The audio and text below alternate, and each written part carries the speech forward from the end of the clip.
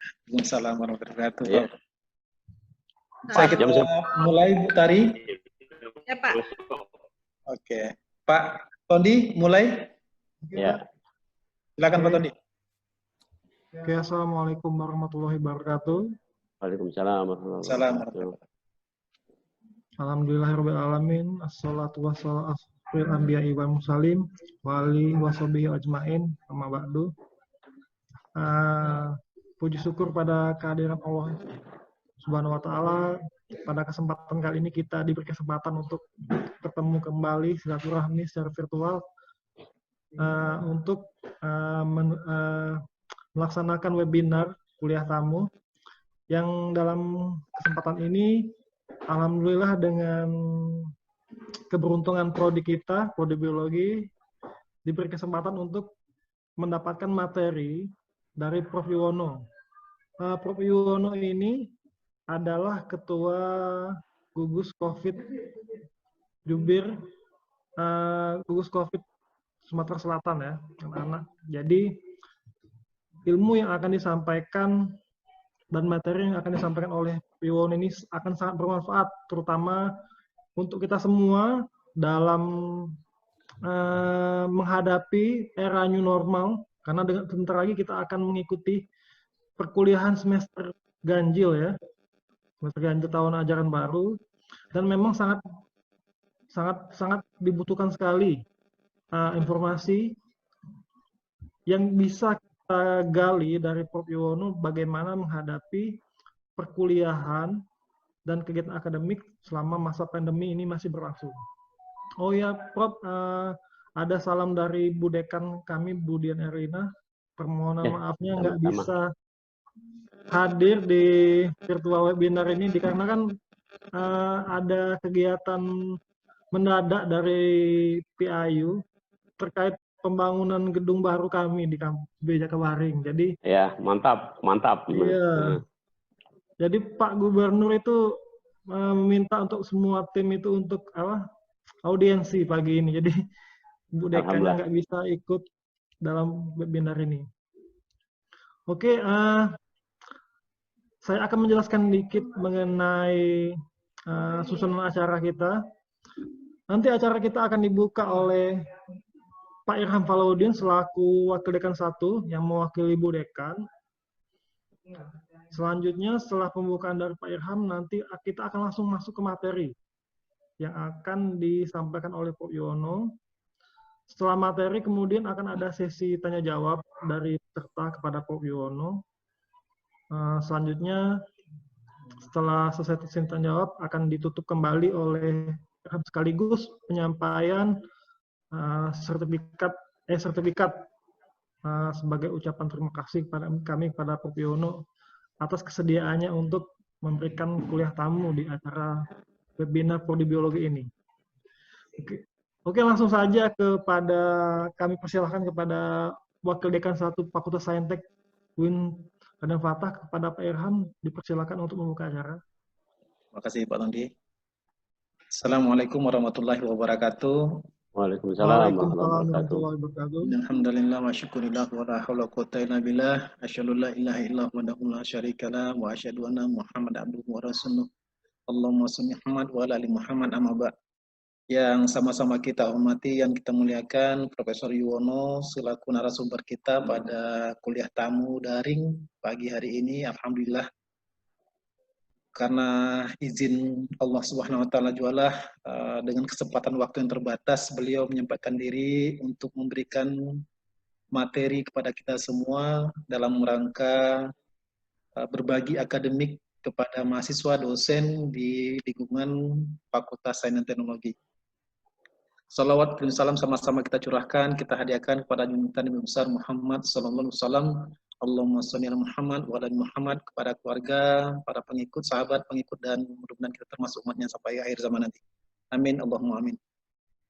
Prof. Yuwono yang saya hormati, para dosen, mahasiswa yang berbahagia, pertama-tama permintaan maaf dari Dekan Fakultas Saintek dalam hal ini Bu Dian Erlina. Kebetulan acara sangat mendadak, ditelepon langsung oleh rektorat langsung untuk audien ke gubernur dalam rangka land clearing lahan yang belum dibebaskan untuk kampus UIN Jakabaring. Mudah-mudahan bisa clear sehingga berdekatan Masjid Raya Islamic Center Sriwijaya dengan kampus UIN Jakabaring. Tetapi tidak mengurangi makna, saya berharap mudah-mudahan apa yang kita dapat hari ini memberikan pencerahan kepada kita semua.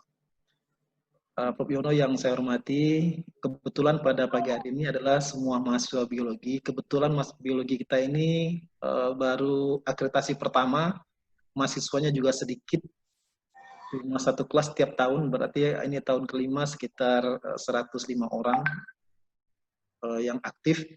Dosennya ada 12 yang aktif, kemudian tahun besok sudah mulai reakreditasi.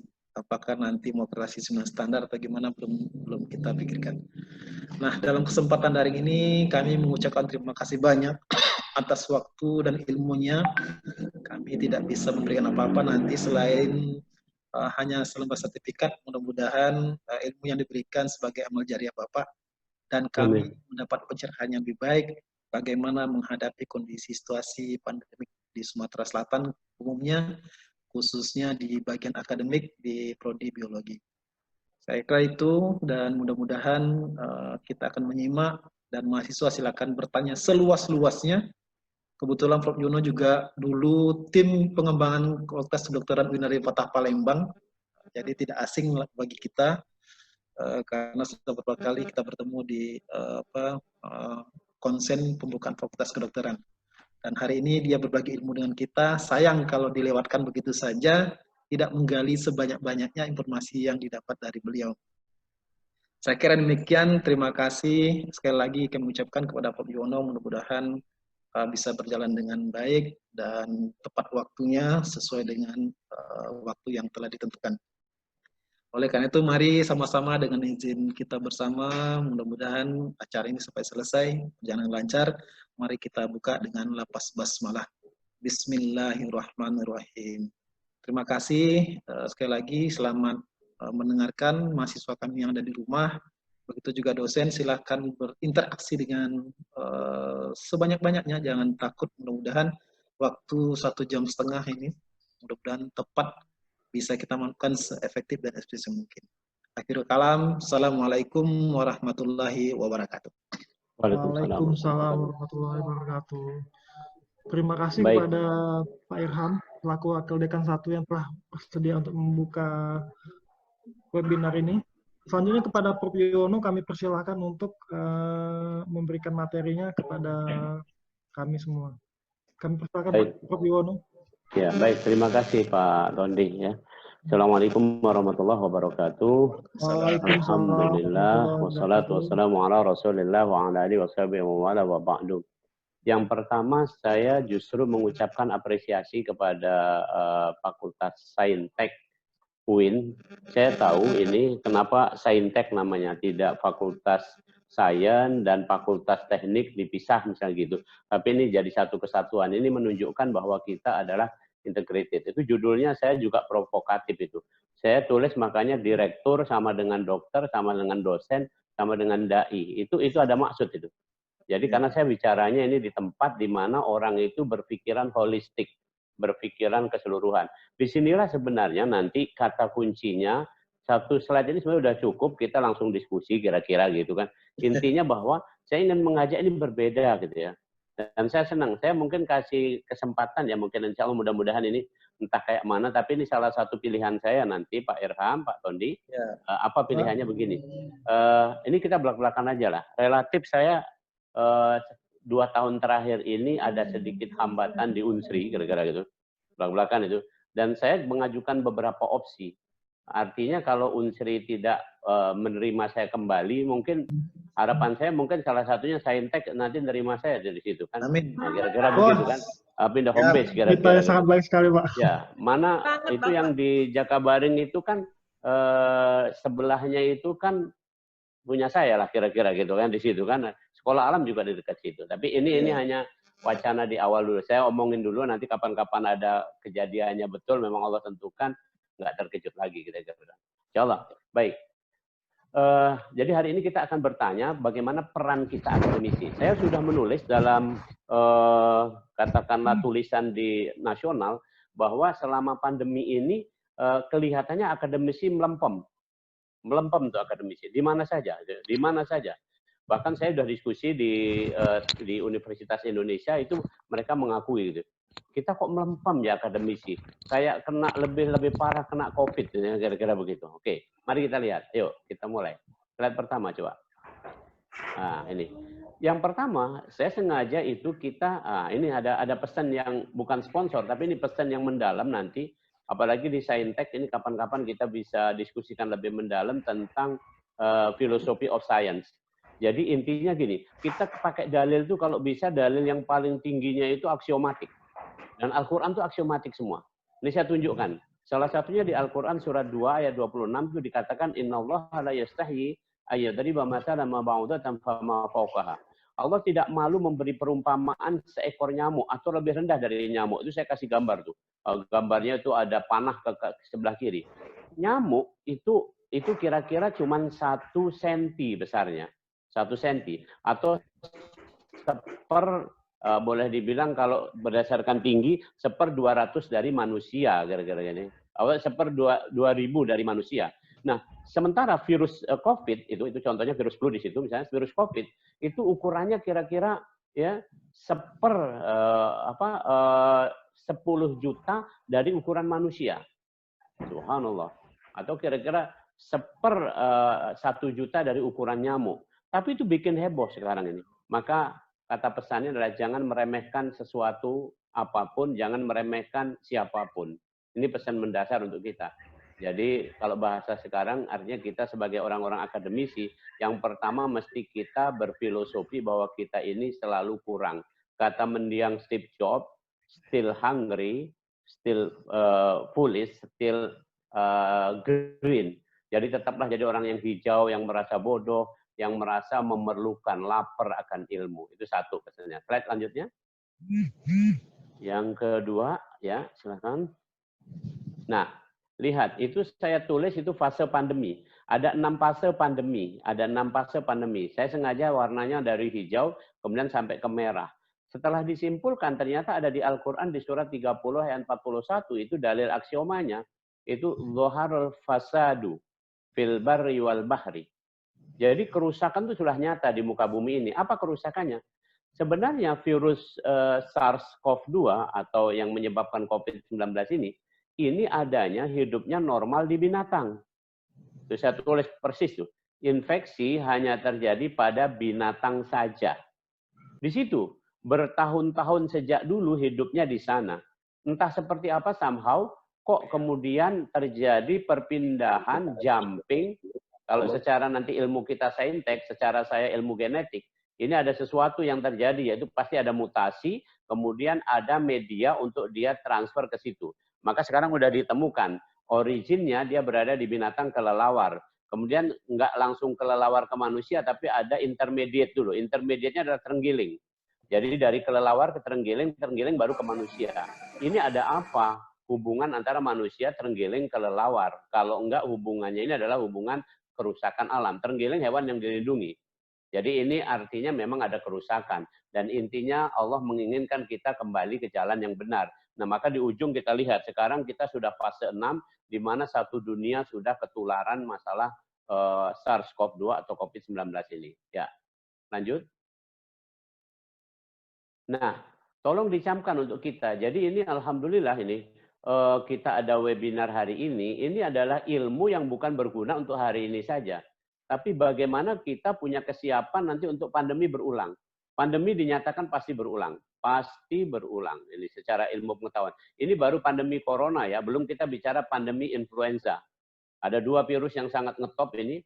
Ini influenza sama corona tuh ganti-gantian saja. Saya kasih contoh. 2002 itu corona yang namanya SARS. Kemudian 2005 itu namanya flu burung, influenza namanya flu burung. 2010 itu flu babi, influenza. 2012 itu kembali lagi dari kelompok corona, namanya MERS. Kemudian 2019 ini, 2020 adalah corona lagi, yang namanya COVID. Nah, nanti mungkin ada tanda tanya, itu nggak tahu 2021 apa. Bisa-bisa influenza, dan seterusnya, dan seterusnya.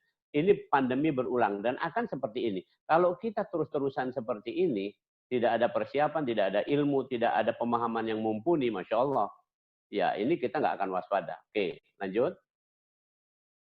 Nah, sekarang pertanyaannya ini nggak usah ramai-ramai, nanti boleh diperdebatkan. Ya. Tapi intinya gini, saya tunjukkan nih, 2 data yang sangat akurat. Satu data dari Amerika, satu data dari Cina.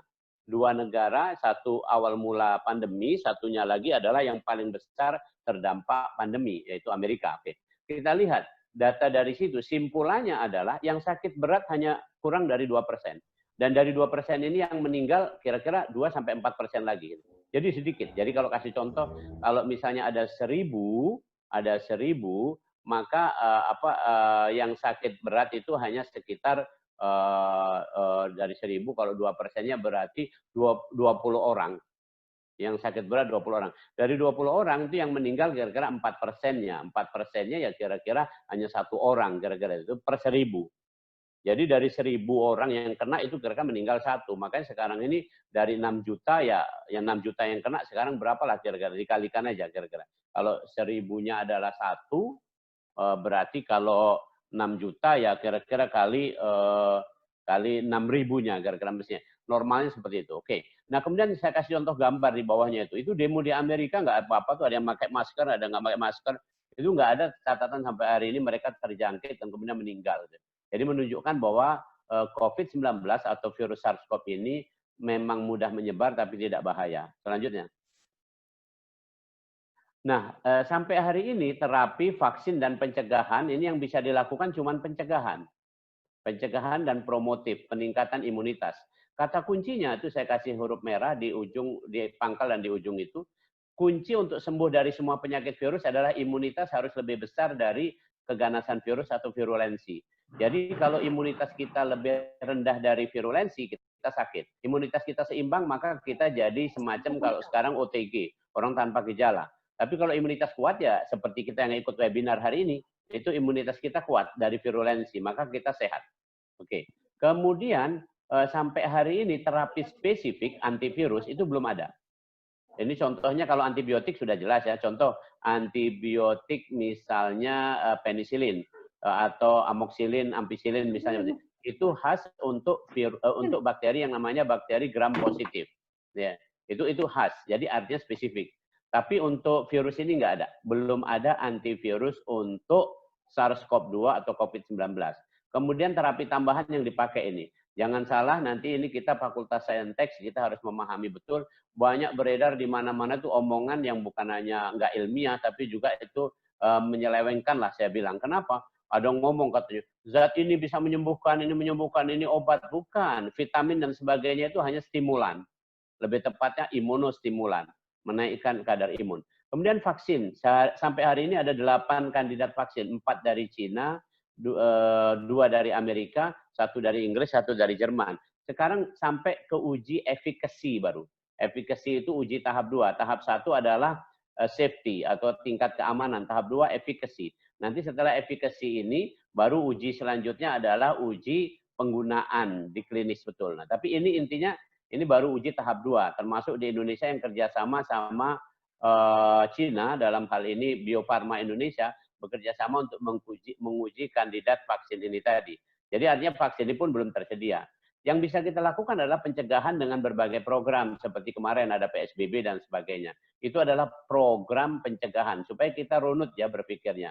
Jadi jangan campur adukkan apa itu PSBB, apa itu vaksin, apa itu antivirus, apa itu vitamin-vitamin, apa itu imunitas. Jadi clear, imunitas adalah kunci sembuhnya.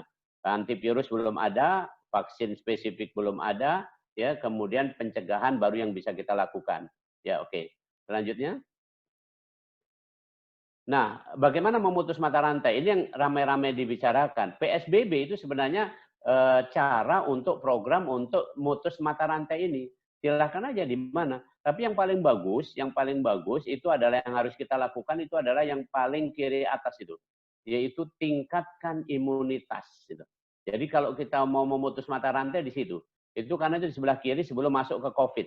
Jadi kalau semua itu pun gagal, misalnya mulai dari reservoir, portal of exit, portal of entry, segala macam itu gagal, tapi kita mampu meningkatkan imunitas orang yang susceptible, maka kita tidak akan terkena COVID-19 ini. Siapa yang susceptible, siapa yang rentan, ini penting nih, saya dorong untuk teman-teman dari Saintek coba melakukan penelitian. Saya menawarkan ya nanti, siapa aja boleh nih gabung dengan kami sudah punya mesin PCR di Rumah Sakit Pusri, dan saya mau melakukan penelitian, satu genotyping, yang kedua uji klinik. Nanti turunan-turunannya silahkan, monggo. Ajukan proposalnya saja, nanti kita diskusikan. Saya pokoknya bersedia nanti untuk menjadi partnernya untuk itu. Silahkan, ya saya tawarkan untuk itu. Yaitu kita kalau soal sampel insya Allah cukup. Nih, biaya juga jadi nanti lebih murah karena biayanya kami ikutkan dengan pemeriksaan di Rumah Sakit Pusri. Ya, ini tawaran terbuka dan mudah-mudahan ini bisa disambut. Karena saya menawarkan ini sama teman-teman di Unsri, itu kelihatan teman Unsri masih diem, terus diam. Nah sekarang aku tawarkan siapa yang galak bela. Nah Saintek tidak galak juga sudah. Aku tawarkan sama mungkin sama rumput yang bergoyang, kan ke rumah itu. Oke, Nah, ini lanjut. luar biasa. Iya, lanjut. Selanjutnya, next. Nah ini ada diskusi kami sama beberapa kolega kami. Ini dari seluruh fakultas, dari seluruh Indonesia ini. Beberapa ini termasuk adalah diskusi kami sama orang-orang, kalau boleh dibilang adalah orang-orang yang terkait, yang cinta sama masjid lah gara-gara ini. Beberapa kami diskusi ini ada konsorsium internasional juga. Salah satunya adalah Dr. Riza dari Makassar, itu membuat model matematika untuk memprediksi kapan COVID ini usai.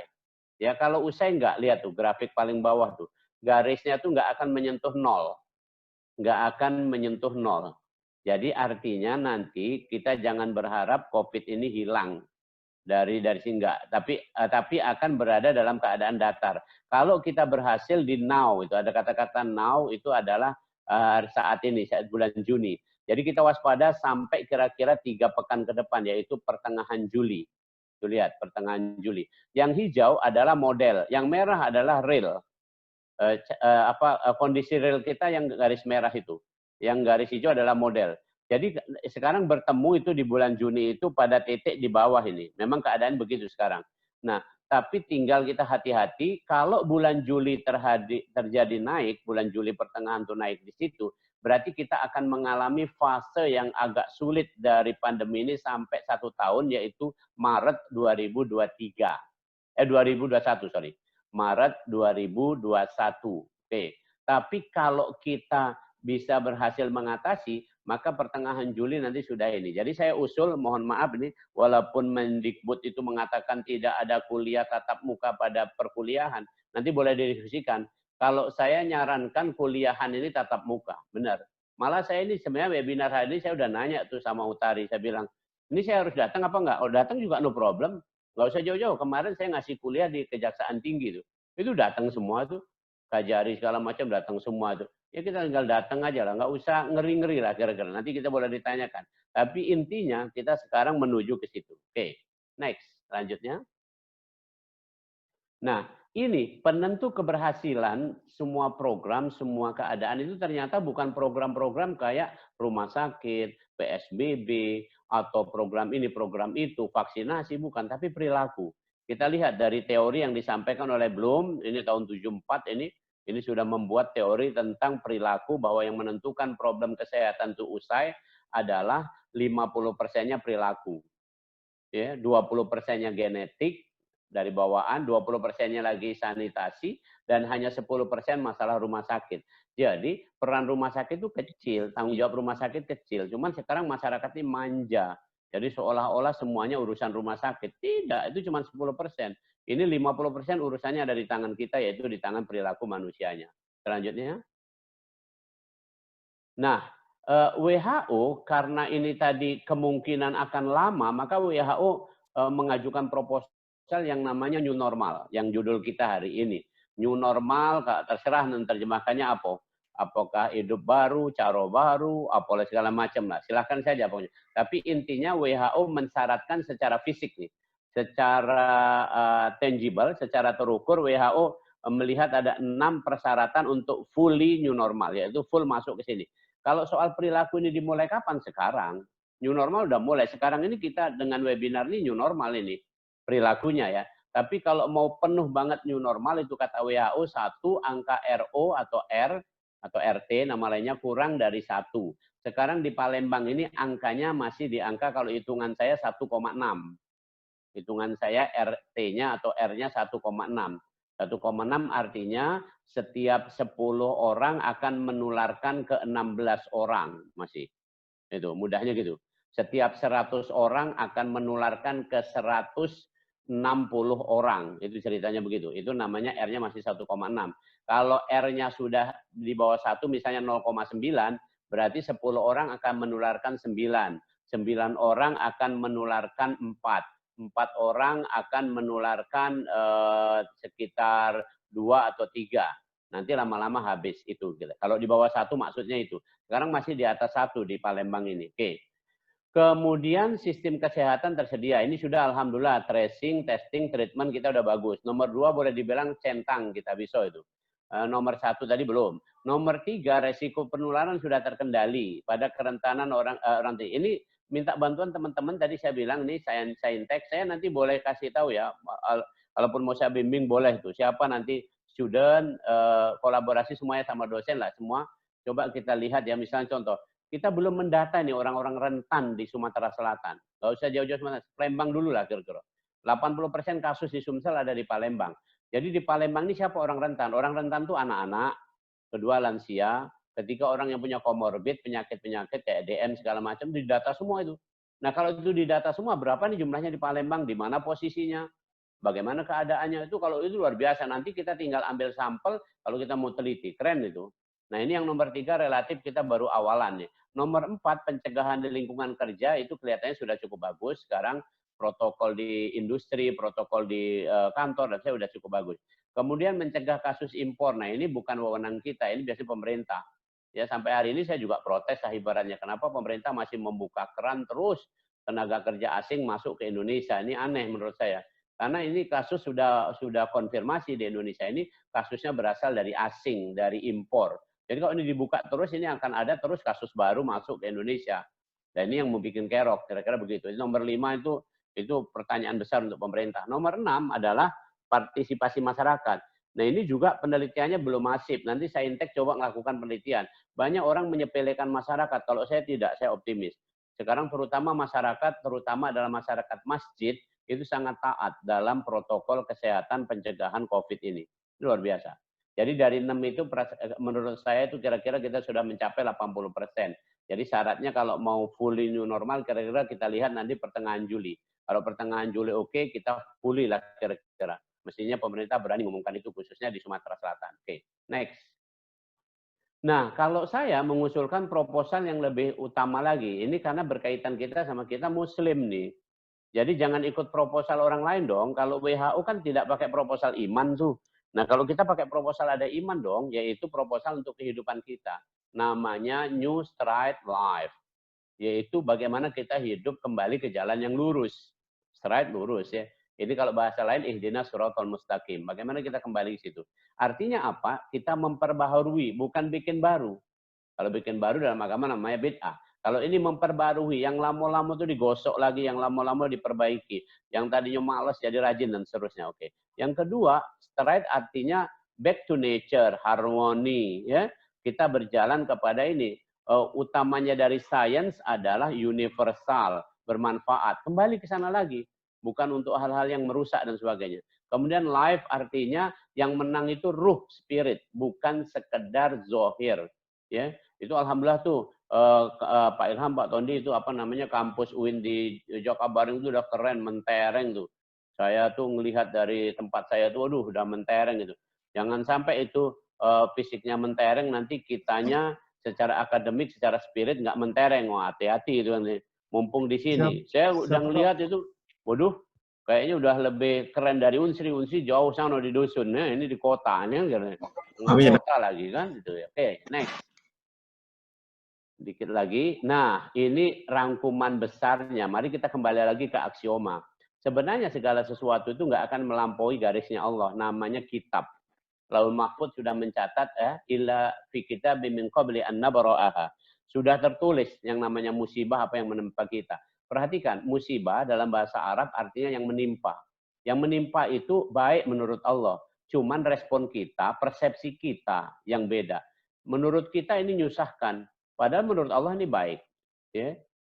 Menurut kita mungkin ini, aduh, menakutkan. Tapi menurut Allah ini menguatkan dan sebagainya. Kira-kira itu tergantung kita lah. Makanya kita disebut oleh Allah jangan berduka cita atau jangan terlalu girang.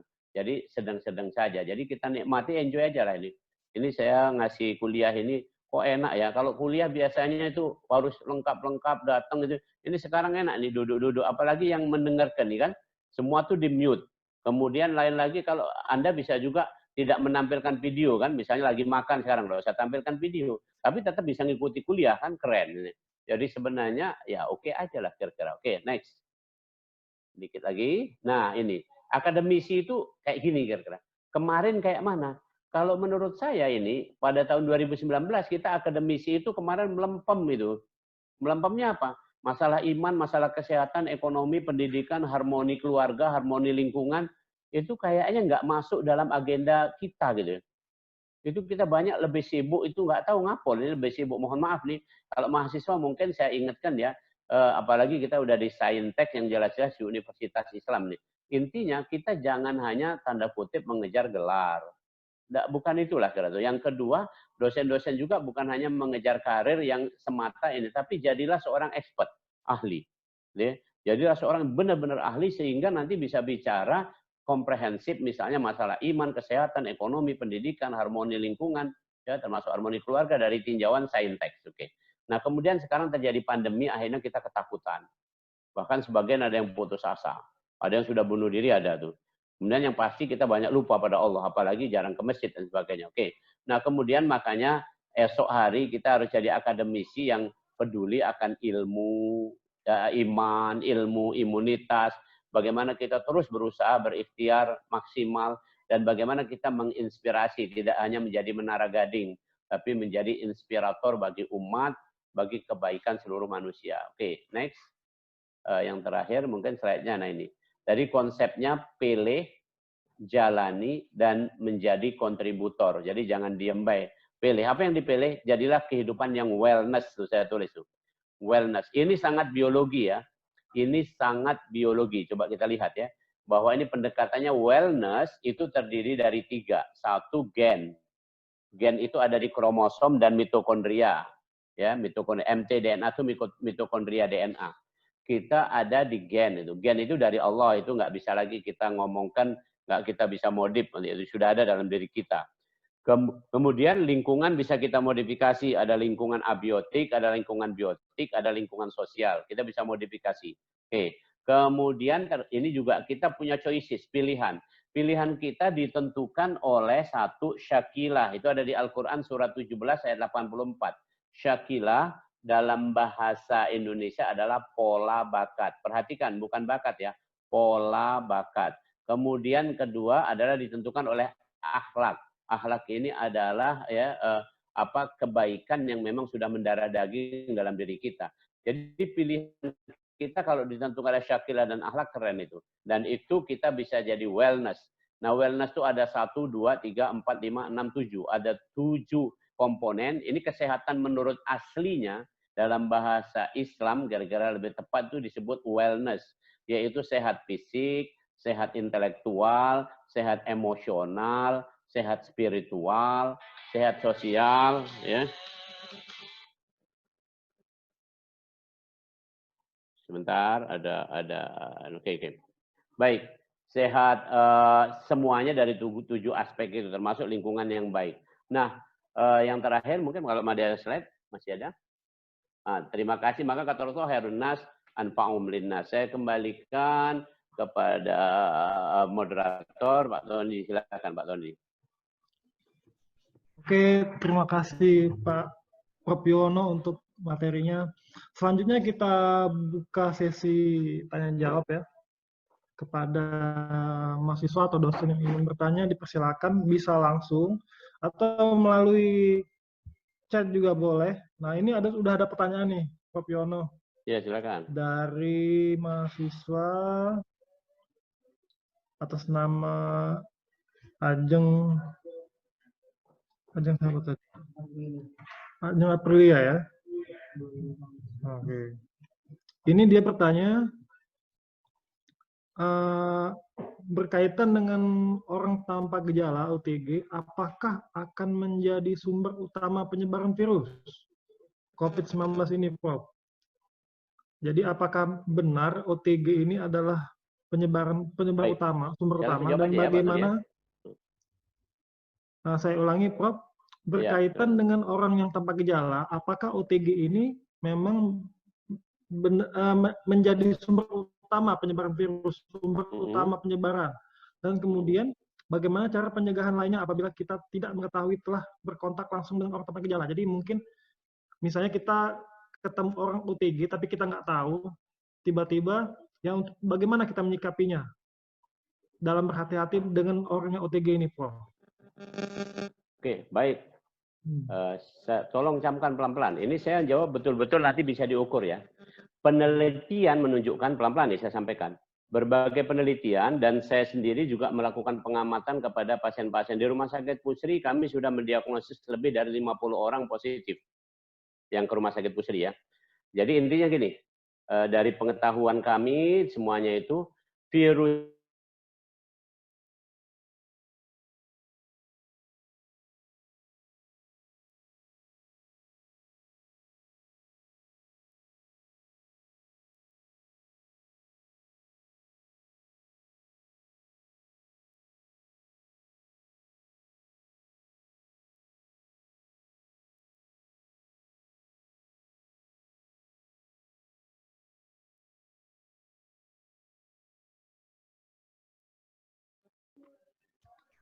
Oke, terima kasih penjelasannya dari Prof. Yono tadi sangat jelas sekali ya. Jadi yang selama ini kabur informasinya, jadi dengan adanya informasi dari Prof. Yono ini lebih mempertegas mengenai dampak dari bagaimana COVID tadi ya. Selanjutnya ini ada pertanyaan dari Bapak Wakil Dekan 1 Pak Irham. Ini Prof. Ya, saya kira sudah terjawab tadi Pak Tondi. Saya kira sudah terjawab. Cuma satu lagi yang nomor 2 aja, pertanyaan nomor 2. Kira-kira menurut Prof gimana mengedukasi masyarakat yang kecemasan tingkat tinggi? Ini kadang-kadang saya ke masjid memberikan informasi itu seakan-akan mereka takut gitu.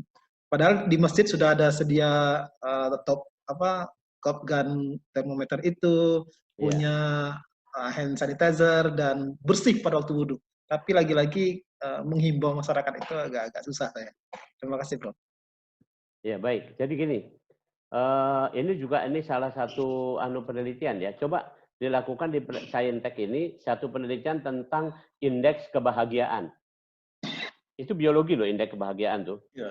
Sains tuh bisa diukur tuh. Kualitatif nanti sama kuantitatif. Indeks kebahagiaan. Ternyata memang betul tadi Pak Irham ya. Indeks kebahagiaan orang pada waktu kena pandemi ini nurun itu. Kalau indeks kebahagiaannya tinggi, maka tadi ngomongin tadi misalnya, loh tenang aja. Gitu. Saya udah ngomong sejak awal, ada ceramah saya di Masjid Agung yang viral itu saya udah menuliskan, la tadkhulunal masjidal harama insyaallah aminin. Kalau kamu masuk ke masjid haram atau masjid manapun, kamu akan aman.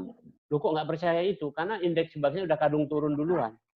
Udah kena, ini udah ngeper duluan. Mohon maaf ya, kalau kita mau belajar agak hebat tadi dari pertama, slide saya pertama tadi, itu dikatakan di situ, kita cuma berhadapan dengan makhluk yang 1/10 juta lebih kecil dari kita. Kok nggak optimis kira-kira gitu? Makanya banyak yang pesimis. Mohon maaf, ini bukan hanya orang masjid, bukannya masyarakat. Dokter pun banyak yang pesimis. Lawan saya nih, benar-benar nih. Itu banyak yang memprotes saya. Kalau saya optimis saja. Ya, artinya gini loh. Lah, kita sehat sekarang. Kita ini ngapo. Nah, ngapo yang penting kita tetap mematuhi cara-cara kesehatan. Dan itu cara kesehatan sebenarnya cara kita. Toharoh itu adalah syarat utama seorang muslim untuk melakukan ibadah ritual. Ini ngapo masih pakai ini, mohon maaf ya saya kasih contoh. Orang gaya-gaya pakai hand sanitizer. Coba, pernah nanya nggak hand sanitizer itu apa? Hand sanitizer itu adalah isinya alkohol 76%. Sekarang pertanyaannya, kalau kita pakai di pagi hari kemudian itu terbuka, apakah sore hari masih 76%? Kan udah nguap itu. Kalau di bawah 76 kan nggak berguna lagi. Itu contoh aja. Makanya dari awal saya menyarankan apa? Sesuai dengan sunnahnya, sesuai dengan ilmunya. Yang paling bagus bukan hand sanitizer, tapi sabun. Kalau sabun nggak berubah. Sabun pagi hari kita pakai, terus kemudian kita buka di udara terbuka. Sore hari kita pakai masih sama. Dampaknya masih bagus. Tapi kalau hand sanitizer pagi hari kita pakai terus kita buka, sore hari bukan 76% lagi, mungkin tinggal 40%. Itu nggak berguna, udah sama dengan air biasa, bahkan takut-takutnya bisa ada tumbuh beberapa mikroorganisme di situ. Itu mohon maaf, itu ceritanya gitu. Jadi intinya indeks kebahagiaan. Mari kita naikkan indeks kebahagiaan, intinya optimis. Dorong orang untuk optimis. Kira-kira begitu. Demikian. Terima kasih, Prof. Ini perlu tindak lanjut, ini penelitian sederhana. Enggak apa-apa. Jadi saya udah nyebut-nyebutin ya. Ini gunanya nih Pak Tondi ya Pak Irham ya. Gunanya saya ngasih kuliah ini kan paling penting adalah sebenarnya bukan materinya, tapi inspirasinya supaya teman-teman ini tergerak. Jadi jangan buntu lah. Sekarang ini buntu kalau di rumah buntu, ini buntu dah banyak loh. Ayo, Prof. Betul. Terima kasih, Prof. Oke, Prof. Pertanyaan selanjutnya. Ini dari Merisa Afriani. Ini tadi. Menyikapi new normal yang baru diterapkan saat ini menunjukkan bahwa malah terjadi peningkatan pada kurva COVID-19. Ini karena perubahan perilaku manusia yang salah menyikapi masuk new normal tersebut.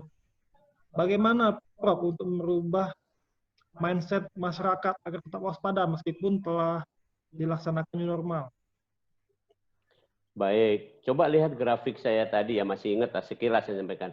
Jangan salah ya, ini balik lagi nih, ini tantangan baru. Saya sebut, kayaknya setiap pertanyaan ini menimbulkan satu penelitian nih. Oke, ini saya jawab nih. Gini, saya punya datanya tuh, boleh diminta sama saya datanya nanti, data kasarnya. Saya amati di Sumsel aja, pertanyaannya di Sumsel tadi. Sama polanya di Indonesia kira-kira itu. Mulai bulan Maret kita kick off, mulai pengamatan COVID ini bulan Maret, sampai Mei, artinya 3 bulan, itu rata-rata kasus per hari 15. Ulangi, di Sumsel. Rata-rata kasus setiap hari 15. Kemudian rata-rata pemeriksaan adalah 300. Tolong camkan. Ulangi. Rata-rata pemeriksaan 300, kasusnya 15.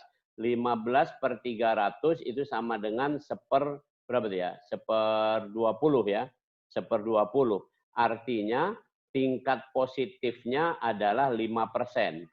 Kira-kira oke. Nah, mulai 1 Juni sampai kemarin ini anggaplah tanggal 22 Juni, itu rata-rata pertambahan kasus 40.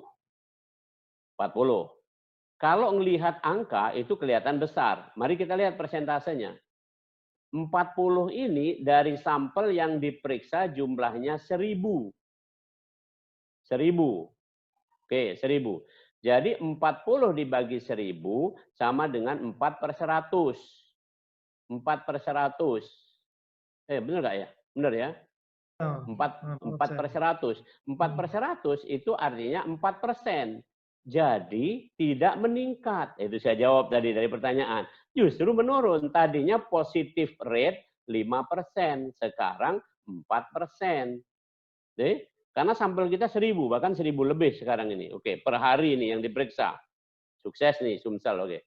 Yang kedua, ya, angka kematian tadinya itu mencapai di Sumsel itu rata-rata hampir 10%.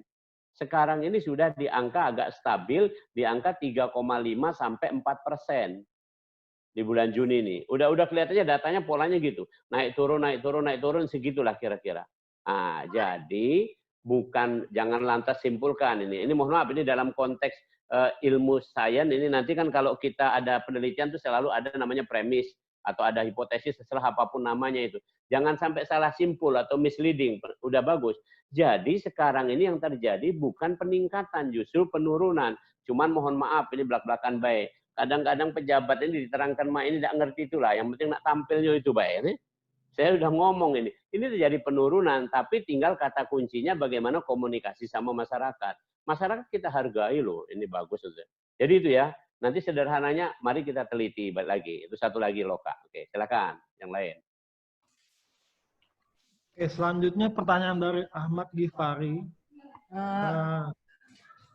Dia bertanya mengenai ini, Prof, genotyping. Jadi genotyping itu apa hubungan antara perilaku manusia dengan genotyping virus, sehingga jika ada penelitian mengenai hubungan antara genotyping dengan perilaku ini bisa merugikan kasus di Palembang. Oke, Mungkin baik. dari Dr. Ahmad Kifari, Prof, tamu khusus di New Normal ini, Oh, webinar gitu, ini. ya. Ya, Dr. Kifari itu ngikuti ke sini ya, oke, baik. Nah, ya. Jadi gini, tidak apa-apa ini, tolong camkan. Ini juga penelitian. Saya kasih lagi contoh. Ada nggak di Saintek ini yang teman saya, saudara saya dari Bangka? Ya, ada saya pikir ya. Ada ya.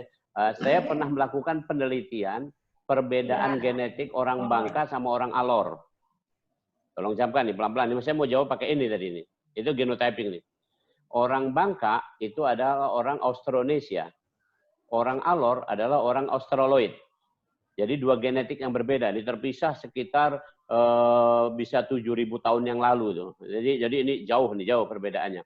Nah, ternyata orang Bangka lebih tahan terhadap malaria ketimbang orang Alor. Nah, kira-kira ini genotyping. Saya mau jawab kira-kira begitu. Nah, sekarang penelitian WHO saya sebutkan untuk masalah SARS-CoV-2 atau COVID ini. 80% COVID ini mengenai orang Kaukasia. Jadi kenapa sekarang jadi heboh? Karena kena bule. Kena bule. Kalau Pak Lek macam saya nggak kena ini. Bule yang kena.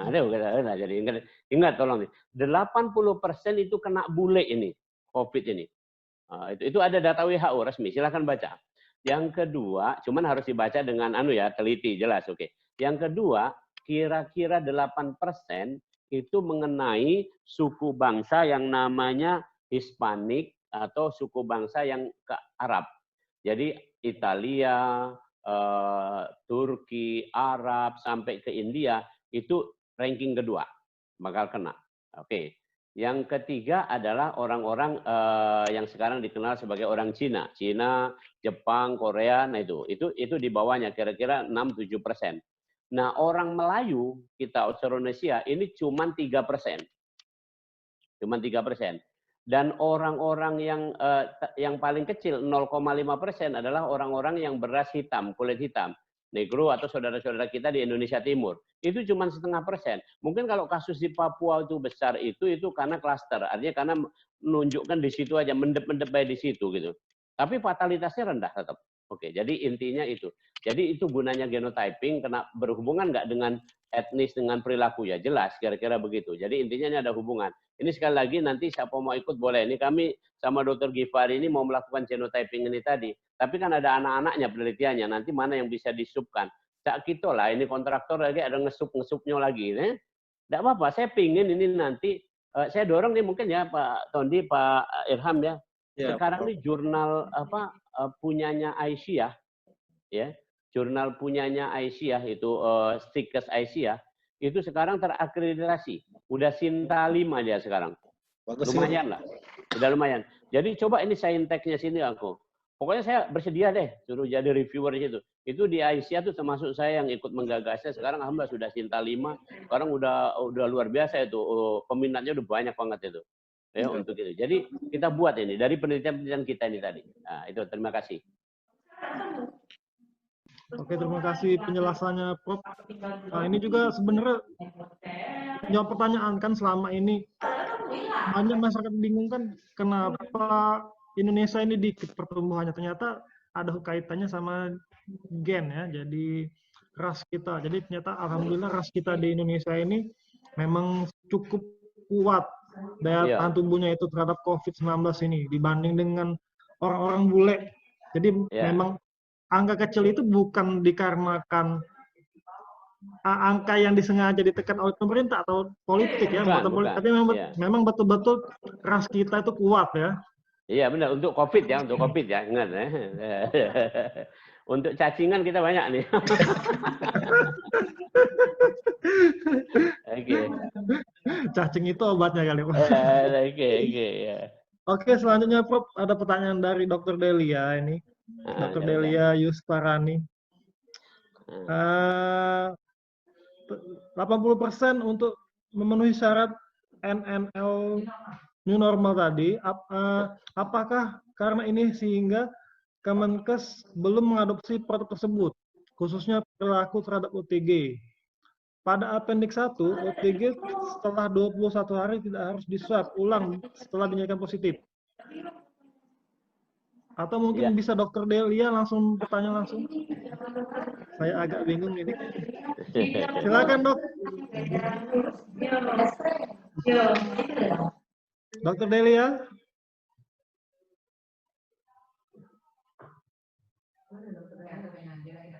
Aduh.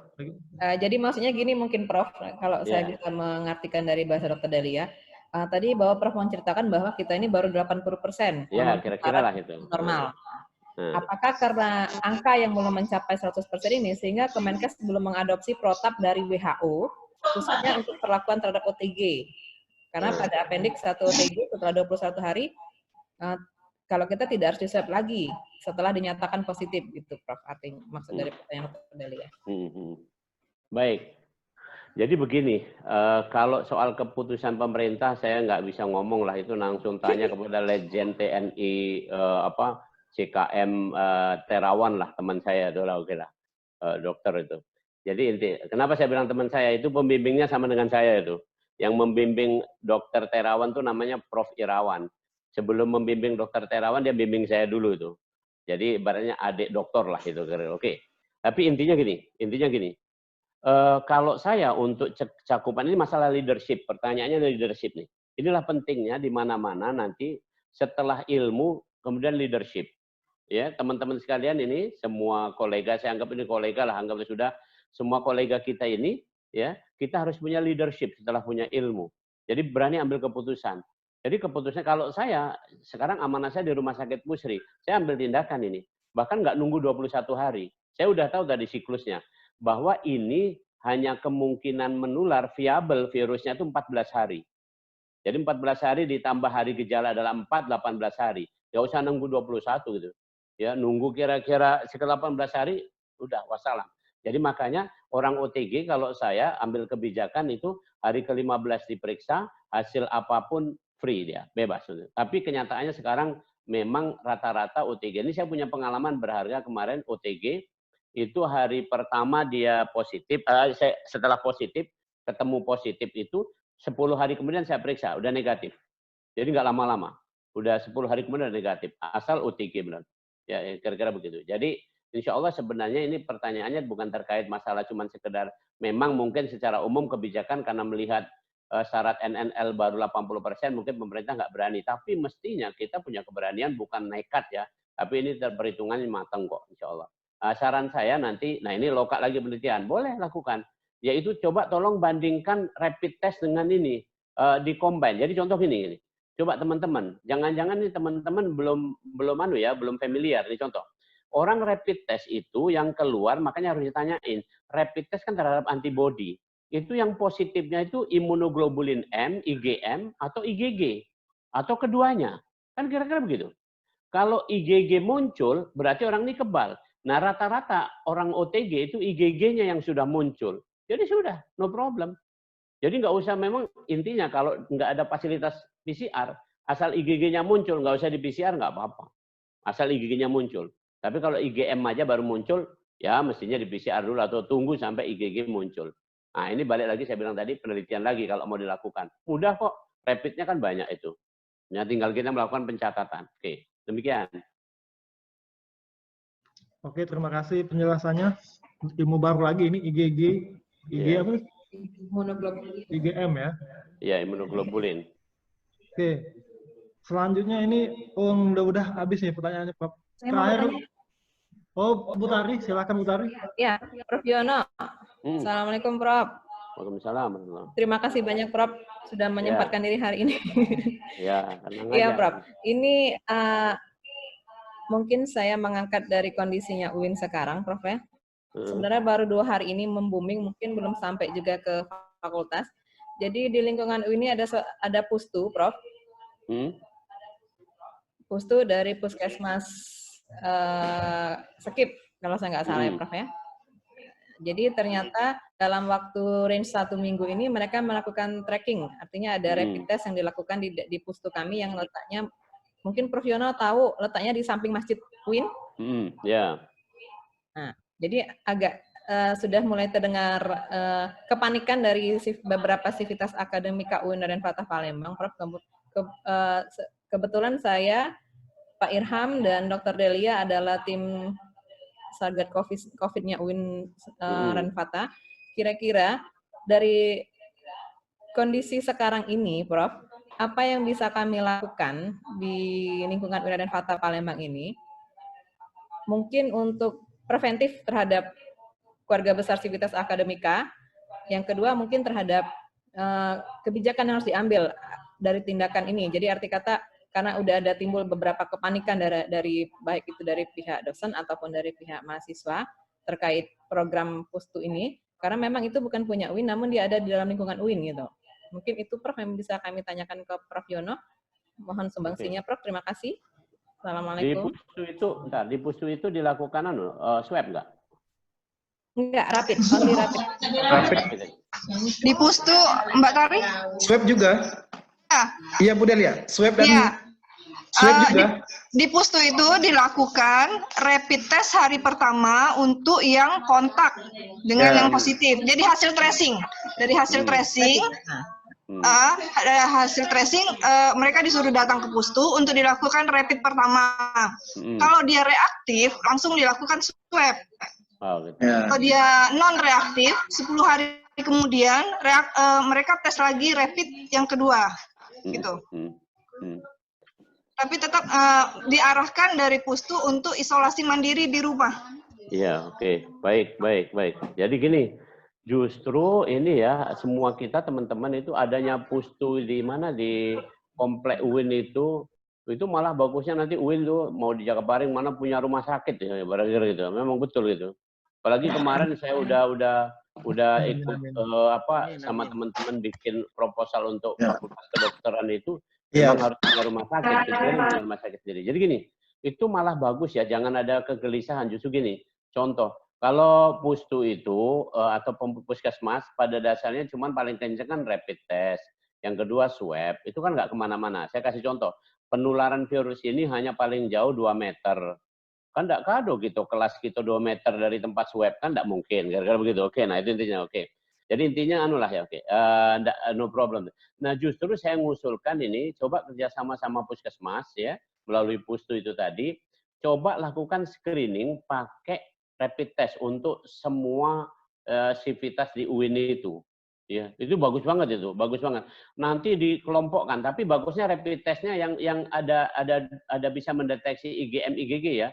Jangan cuma sekedar reaktif non reaktif ya. Ada kok ini jenisnya. Jangan ada itu. Jadi misalnya kayak kami di Rumah Sakit Pusri pakai itu. Jadi setiap di rapid itu saya harus tahu ini IgM sama IgG-nya kayak mana.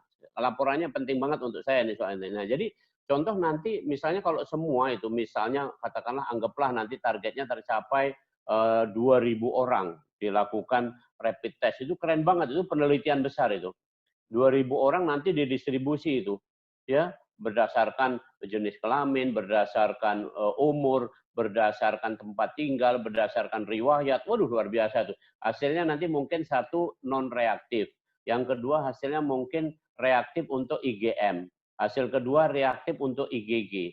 Hasil ketiga reaktif untuk keduanya. Wah, udah 4 macam ini. Nah, dari situ kita akan tahu nanti diskusi. Kita diskusikan apa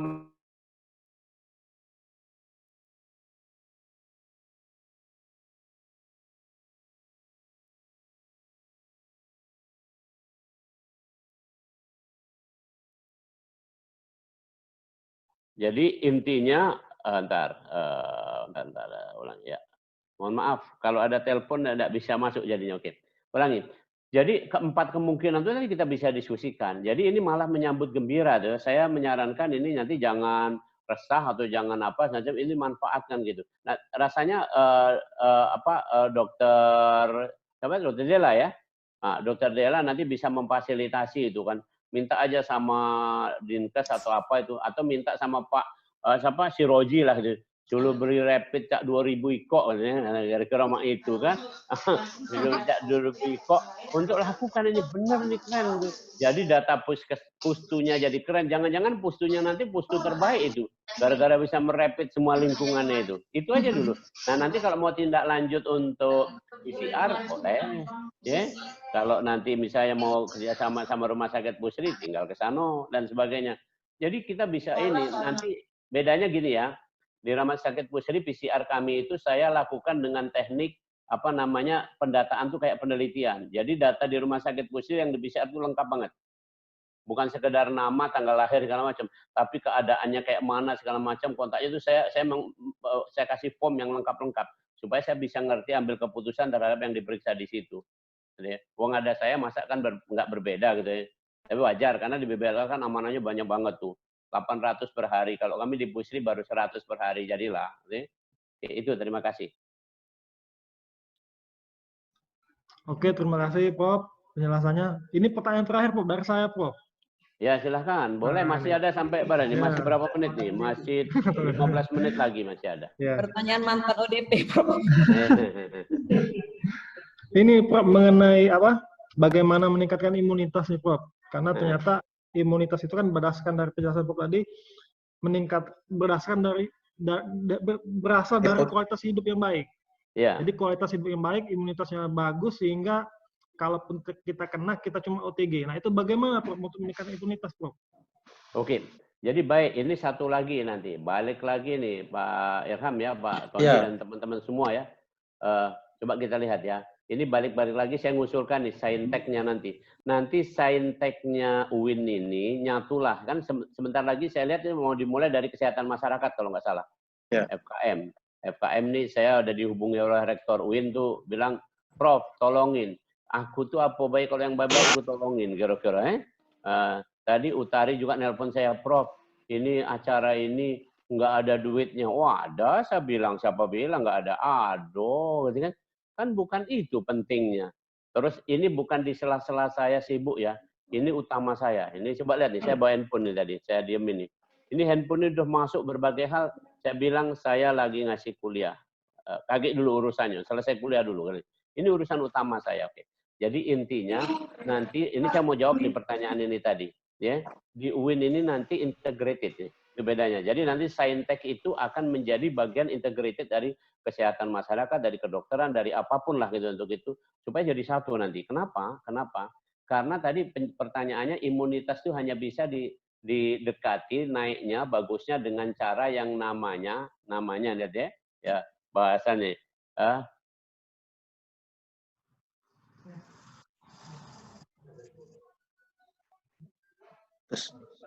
Putus Pak Tandi. Iya, gangguan ya? Oke. Lagi telepon ya? Ada istilahnya, ntar. Dengar ini ada yang masuk telepon, jadi saya nggak bisa jawab nih. Oke, baik. Jadi intinya ada yang namanya istilah psikoneuro, endokrino, imunologi. Jadi imunologi itu ditentukan oleh endokrin satu. Jadi Pak Tondi jawabannya mudah nih. Endokrin. Endokrin yang itu hormon. Pada perempuan penentu hormon adalah estrogen. Itu lihat tuh, yang tampil di sini semua cantik-cantik. Itu karena apa? Karena masih ada estrogen. Bagus ya. Ya, kalau udah ada estrogen, mohon maaf itu bahasa kasarnya, peot-peot yang di sini. Kira-kira gitu mudahnya. Nah, ini sederhana. Penelitian lagi saya sebutkan. Estrogen itu bisa digantikan oleh zat yang sangat murah meriah tapi merupakan kearifan lokal kita dan keren, dan saya makan dari ini. Ini saya wajah estrogen ini gara-gara. Nah, apa nih? Yaitu tempe mengandung fitosterol. Nah, coba lakukan. Jadi satu, jawabannya jelas Pak Tondi. Mulai dari sekarang ini jangan tinggalkan tempe. Tidak usah ngeper diomong tetangga. Makan tempe terus nggak jadi apa? Wah, tahu Be?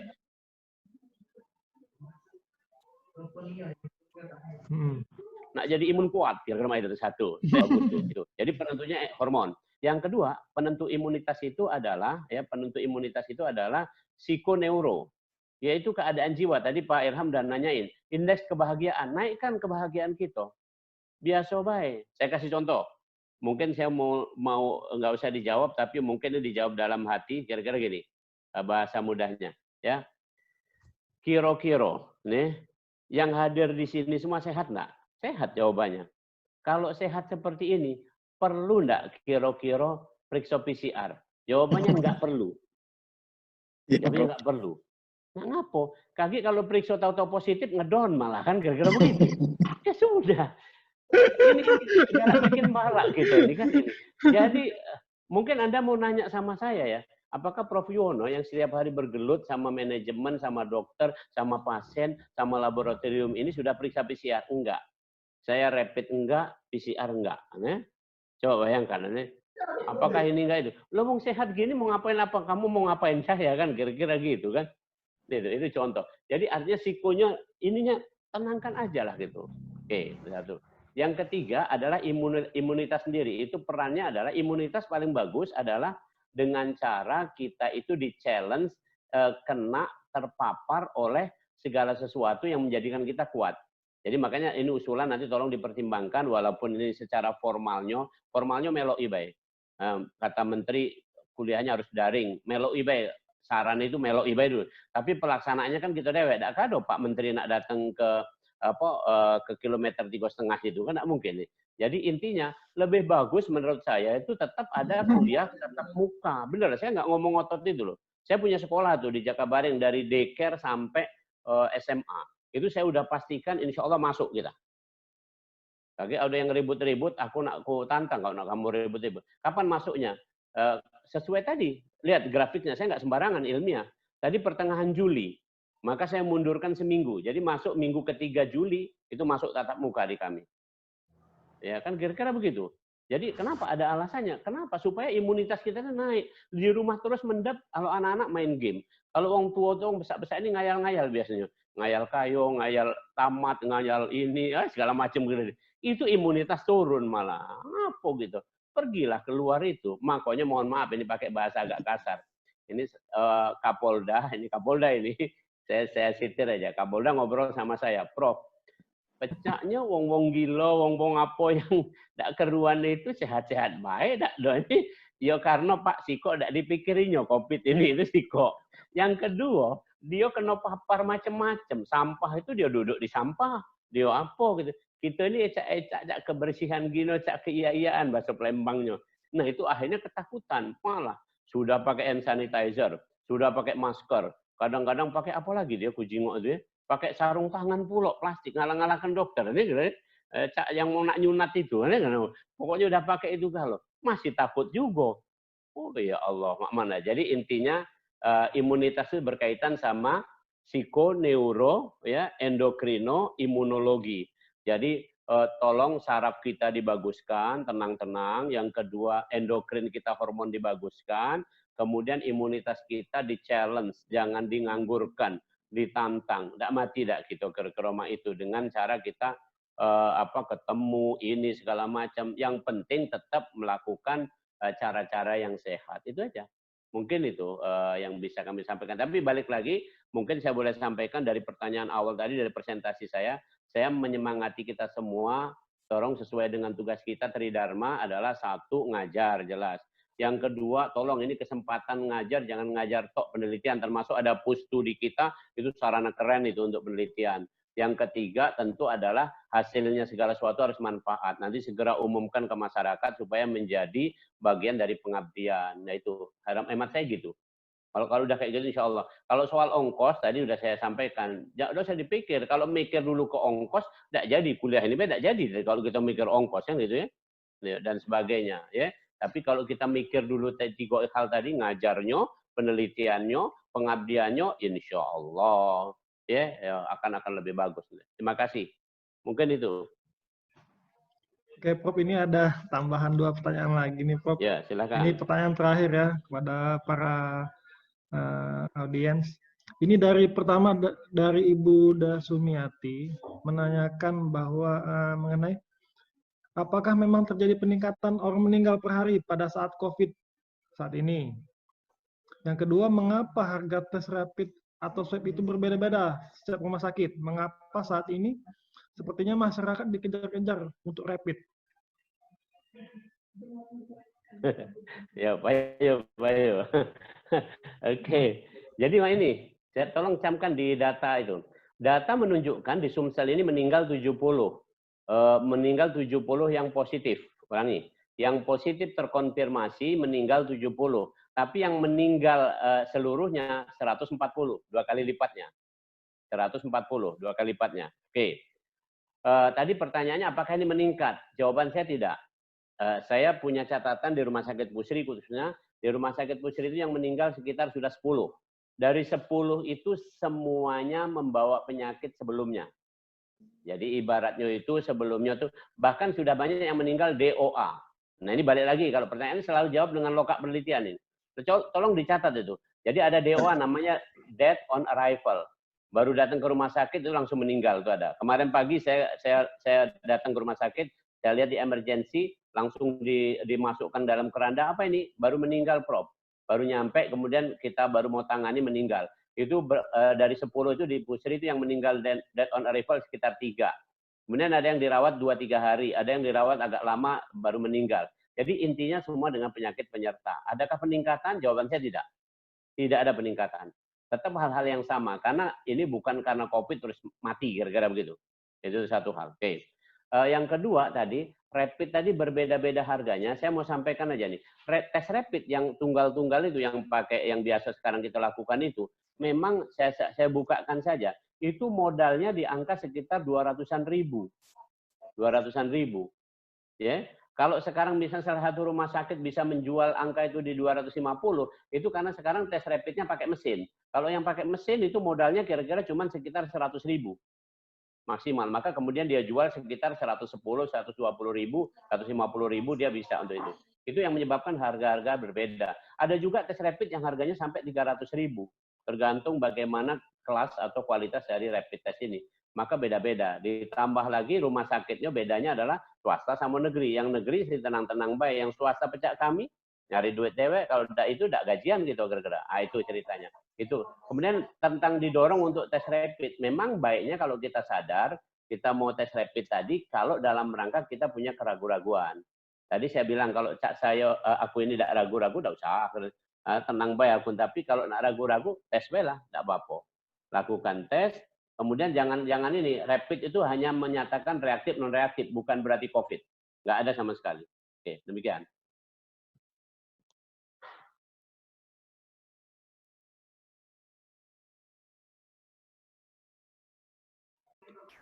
Oke, terima kasih Prof penjelasannya.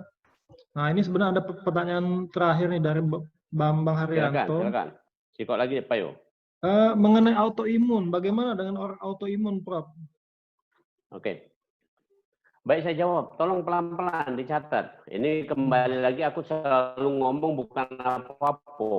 Ini supaya kita tergerak untuk meneliti. Oke. Nah, saya jawab penyakit. Karena imun ada 3 penyakit. 1, imun yang kurang. Imun yang kurang. Namanya imunodefisiensi. Contohnya adalah orang dalam keadaan starvasi, orang keadaan stunting, orang kelaparan, itu imunnya pasti turun. Orang kelelahan, orang ngantuk, itu imunnya pasti turun. Orang yang minum obat-obatan yang obat kanker, obat-obat yang keras, itu imunnya pasti turun. Nah, ini penyakit pertama. Oke. Nah, yang kena COVID adalah yang ini tadi, imunnya turun. Tolong camkan, oke. Yang kedua adalah imunnya yang disebut sebagai imun berlebih. Imunnya berlebih. Bahasa kerennya hiperimun atau hypersensitivity bisa disebut. Contohnya adalah orang asma. Orang asma atau alergi itu adalah orang yang imunnya berlebih. Jadi kalau orang ngomong baru manggil dia Iwono, dia lah tersinggungnya 10 kato. Kira-kira itu. Nah, itu imunnya berlebih. Jadi, kalau yang imun kurang tadi mohon maaf bahasa Palembangnya lah ditijak-tijak dia baik. Karena tidak baca tidak kuat nak balas. Kalau imun berlebih ini tadi, wong ngejek kita sikok, kita balas cak 10 ikok. Ini hiperaktif. Nah, dalam penelitian, orang yang hiperaktif ini juga resikonya kecil untuk ini. Jadi kalau ada gangguan napas karena asma itu kecil, COVID masalah. Gangguan napas yang menyebabkan besar untuk COVID adalah orang perokok. Ya, di sini kata yang rokok yang lanang nih kucingok, kata ya. Tidak tahu kok di luar sana, tapi di sini tidak kata ini, di gambarnya kata. Oke. Oke, jadi intinya apa? Sekali lagi yang hiper gitu. Yang ketiga, baru jawaban saya tadi, autoimun. Autoimun itu adalah penyakit di mana imunitas gagal membedakan siapa dirinya dan siapa asing. Jadi orang autoimun adalah orang yang memakan dirinya sendiri, menganggap dirinya adalah musuh. Menganggap dirinya adalah musuh, maka disebut autoimun. Auto artinya dirinya, imun artinya ngelawan diri, ngelawan. Jadi ngelawan dirinya sendiri. Nah, autoimun kalau mau diteliti, penyakit autoimun ini boleh dibilang 90% lebih itu terjadi pada perempuan. Pada perempuan itulah makanya aku tidak ngomongkan. Contoh adalah penyakit yang klasik autoimun adalah lupus. Lupus. Ya, kemudian beberapa tipe dari rematik, tapi yang paling banyak lupus di Palembang ini. Saya punya pasien itu, pasien lupus, itu dari waktu itu saya kumpulkan penelitian, dari 40 pasien lupus itu laki-lakinya cuma 1. 39-nya perempuan, kira-kira begitu. Jadi intinya ini autoimun adalah makan imunitas dia sendiri. Nah, pada keadaan sekarang ini, autoimun itu juga tahan terhadap COVID. Cuman autoimun biasanya ada penyakit penyerta, yaitu radang pada paru. Ini yang menyebabkan dia mudah kena COVID. Saya ulangi. Jadi bukan autoimunnya yang langsung berpengaruh dari COVID. COVID mempengaruhi autoimunnya, tapi autoimun ini biasanya orang-orangnya bisa kena radang paru, kena penyakit-penyakit lain. Penyakit lainnya itu yang memudahkan untuk terjadinya tambahan infeksi COVID. Nah, jadi simpulannya, apapun keadaannya memang bagusnya imun kita adalah imun yang baik, bukan imun yang low di bawah atau hiper di atas tadi atau autoimun. Nah, demikian. Lain kesempatan kita lanjutkan, mudah-mudahan ini aduh tambah semangat lah, tidak apa-apa. Aku juga tambah semangat. Kapan kita aduh, waktunya bebas. Apa kita kuliah tengah malam lebih bagus lagi kira-kira. Makasih. Oke, terima kasih Pak Yuwono. Luar biasa. Itu tadi pertanyaan terakhir. Jadi dikarenakan ada keterbatasan waktu Prof. Yuwono, katanya ada kerjaan ini jam 11:30. Selanjutnya langsung saja kita kembali kepada Pak Irham untuk menutup acara ya Pak. Setelah penutupan acara nanti kita foto bersama. Kepada admin minta tolong Pak Lean untuk foto nanti Pak Lean ya. Oke, silakan Pak Irham. Ya, Assalamualaikum warahmatullahi wabarakatuh. Waalaikumsalam warahmatullahi wabarakatuh. Alhamdulillah. Ini luar biasa yang sama-sama kita dengar. Dan Prof. Yuwono, kuliah tamu ini prodi biologi, tapi pesertanya alhamdulillah teman-teman dari Win Jakarta, Win Yayan Batu Sangkar, dan yang lain juga ikut hadir, Prof. Jadi mudah-mudahan ini amal jariahnya luar biasa. Ada penguatan yang selama ini ketidaktahuan kita bahwa COVID ini selalu menghantui masyarakat. Dan ternyata dengan pencerahan ini saya kira ini sudah membuka cakrawala kita, paradigma berpikir kita bahwa virus itu sebenarnya memang ada, tetapi ketakutan yang luar biasa. Kemudian ketidaktahuan masyarakat tentang bagaimana proses penyebarannya itu menjadikan rasa takutnya itu membuat orang mempercepat sakitnya muncul. Padahal tadi sudah dijelaskan oleh Prof. Yuwono luar biasa. Ini kami atas nama UIN Raden Patah Palembang, lebih khusus Fakultas Sains dan Teknologi, suatu saat tidak hanya daring, ini kira-kira mungkin bisa kita kuliah tamunya untuk UIN Raden Patah Palembang, Pak. Amin. Dan kalau tidak keberatan, kami juga ada asosiasi dosen biologi di seluruh PTKIN, nanti akan coba mengundang Prof, misalnya kita berbagi pengalaman Prof di dalam mengatasi COVID, sekaligus sebagai dai juga, sebagai dai menyebarkan agama dalam filosofi keilmuan sains dan teknologi. Dan kami tidak bisa memberikan apa-apa, sekali lagi hanya Allah yang membalas semua pahala Prof yang telah memberikan amal jariahnya kepada kami. Mudah-mudahan kami bisa tergugah, terutama dosen-dosen UIN Raden Patah Palembang dan teman-teman di luar UIN Raden Patah Palembang, ternyata banyak peluang yang dibalik hikmah dari COVID ini. Rabbana ma khalaqta hadza batila subhanaka faqina azabana. Ternyata Allah yang ciptakan COVID ini tidak sia-sia. Ternyata ada saja orang untuk menggali, menghasilkan karyanya. Sekali lagi kami atas nama Dekan Fakultas Sains dan Teknologi mengucapkan terima kasih banyak kepada semua mahasiswa, kepada semua dosen, kepada semua tamu yang hadir pada hari ini. Atas kuliah tamu kami, mudah-mudahan kita bisa berbagi materi yang disampaikan oleh Prof. Yuwono. Kami terima kasih, mohon maaf atas segala kekurangan, dan mudah-mudahan dalam waktu kita bisa bertemu secara luring. Terima kasih, kami kembalikan kepada Pak Tondi. Mari kita tutup sama-sama dengan lafaz hamdalah. Alhamdulillahirabbil alamin. Oke, sesi terakhir ini foto-foto kepada Pak Lean. Tidak mana cara mohon untuk mengcapture. Ini untuk peserta tolong mohon untuk munculkan video ya. Munculkan video, ini ada 4 layar ini, jadi di capture satu-satu 4 kali ini. Nah ini ada, oh ya, udah. Silakan Pak Lean. Tolong yang belum munculin video, tolong munculin videonya, mahasiswa.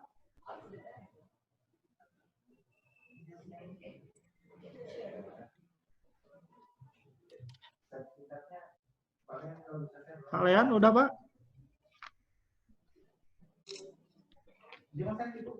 Atau aku bela ya? Sudah foto? Sudah Pak, awal juga sudah? Oke, sudah ya, oke. Sertifikatnya tolong. Pak Lean, ini ada sertifikat untuk Pak Yuwono sebagai apresiasi, Pak. Pak Lean. Oh ya, nanti kami ini aja Pak ya, kami kirim via WA atau email Pak Prof. Yuwono ya. Baik. Oke, Prof. Yuwono, makasih banyak untuk waktunya. Dengan demikian berakhir sudah acara webinar kita hari ini. Saya selaku pembawa acara, moderator, saya ucapkan terima kasih banyak kepada semua pihak yang telah membantu dan telah mensupport sehingga terlaksananya acara webinar ini secara lancar. Semoga suatu saat kita bisa bertemu kembali dalam suatu kesempatan yang tidak lagi secara virtual tapi secara langsung dengan membawa narasumbernya dari Prof. Yuwono, dan semoga materi hari ini memberikan banyak inspirasi kepada kita semua ya, terutama untuk melahirkan karya-karya baru, terutama penelitian-penelitian mahasiswa dan para akademis lainnya. Oke, saya selaku host untuk kegiatan kali ini, saya undur pamit. Assalamualaikum warahmatullahi wabarakatuh. Waalaikumsalam warahmatullahi wabarakatuh. Terima kasih Prof. Yuwono atas waktunya, atas ilmunya Prof. Sama, oke. Terima kasih. Prof, jangan kapok Prof ya. Insya Allah ada. Kita lanjuti. Mahasiswanya Prof. Ini tantangan Mutari ini. Saya sangat setuju itu. Ini WD1 siap menunggu ini. Asik. Ya, makasih Prof. Terima kasih Bu Das, teman-teman UIN Jakarta, teman-teman IAIN Batu Sangkar, terima kasih atas bergabung pada hari ini. Ya, alumni Prodi Pendidikan Biologi juga Pak, banyak Pak, beberapa Pak. Ya, terima kasih Pendidikan Biologi. Mahasiswa S3 Pendidikan Unsri. Ya. Kamu tadi undang, makasih. Terima kasih semuanya yang sudah hadir. Mudah-mudahan kita bisa riset bersama itu. Join riset, pandang ke depan. Ya, siap-siap untuk pengamas dan riset. Pengamasnya jadi dibuka. Ya, bagi kelompok. Oke, siap.